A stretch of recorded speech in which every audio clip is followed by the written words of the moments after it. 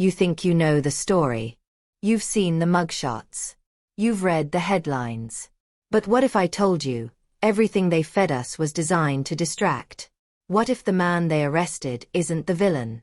What if he's the witness to something much bigger? Tonight, we're not here to gossip about a trial. We're here to expose the blueprint of a cover-up.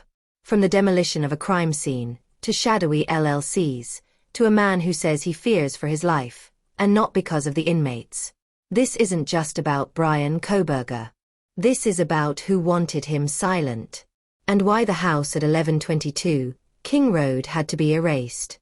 Welcome to Criminally Human, where behind every headline is a person, a story, and a tragedy that didn't have to happen.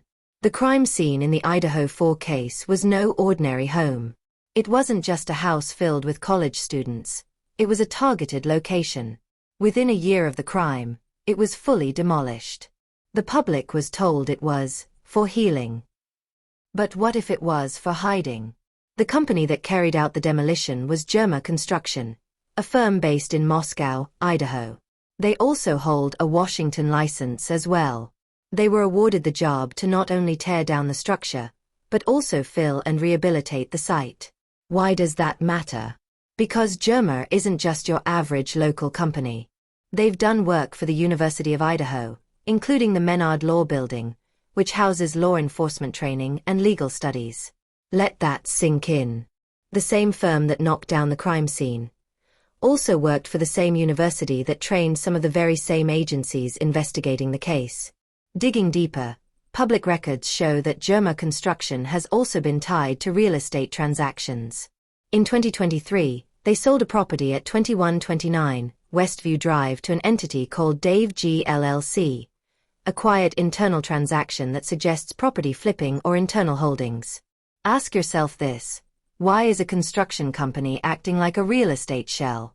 When crimes are covered up, land ownership is often one of the first trails to disappear. It's no longer about justice. It's about liability. About who gets sued. About who's protected. Across state lines in Colorado, another breadcrumb appears. A company named 1122 King LLC. Yes, that exact name, was formed in 2009, a full 13 years before the murders. This wasn't a local Idaho company. It was registered in Crested Butte, Colorado, with the help of a powerful real estate law firm. Frascona, Joyner, Goodman and Greenstein, PC out of Boulder. Here's what's suspicious. The name matched perfectly: 1122 King. It stayed active from 2009 until July 31, 2023, just 5 months before the King Roadhouse was demolished.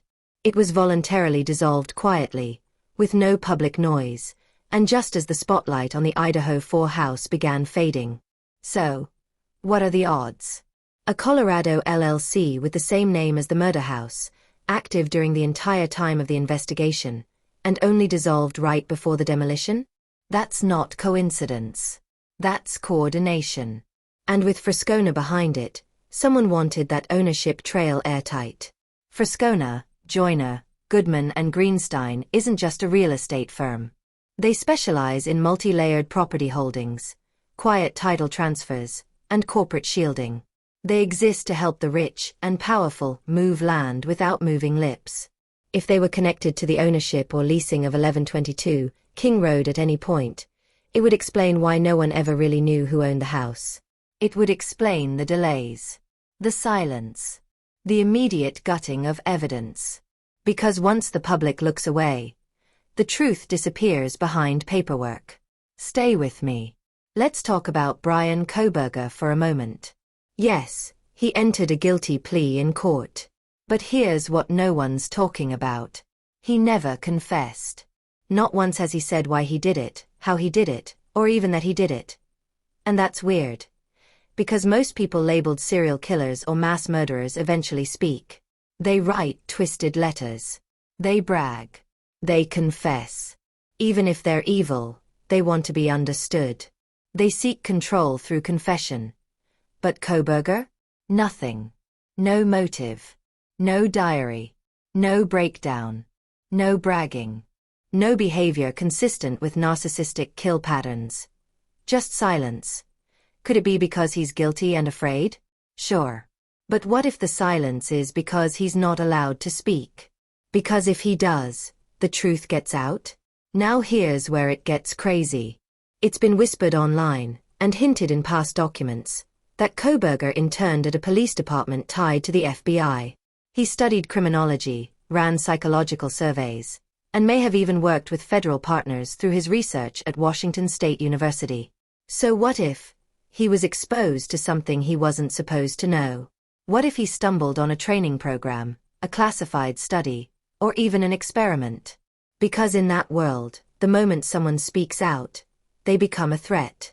And the best way to shut down a threat? Frame them. Destroy their credibility. And bury the rest. If this feels like a stretch, let's revisit history in case you missed my last video.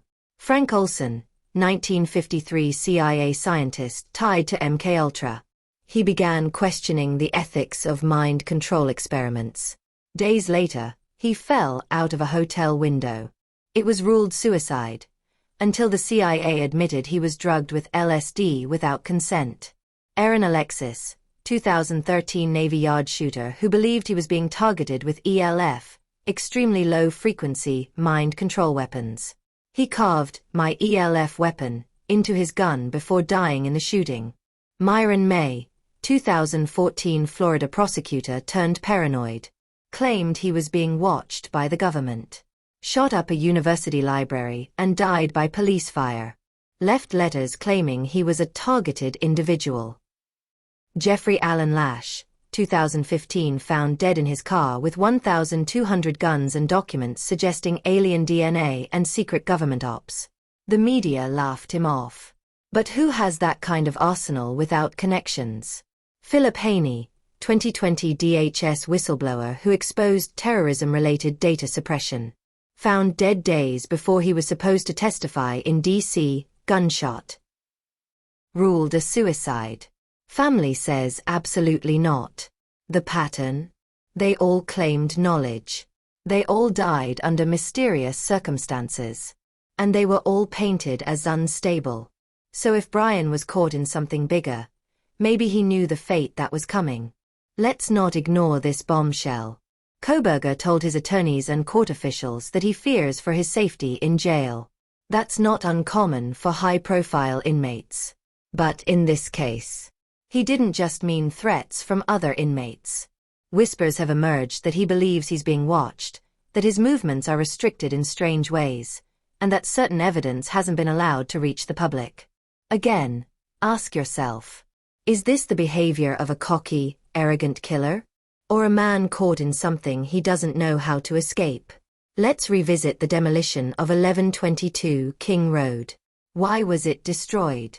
Why not preserve it like other high-profile crime scenes? John Benet Ramsey's house wasn't bulldozed.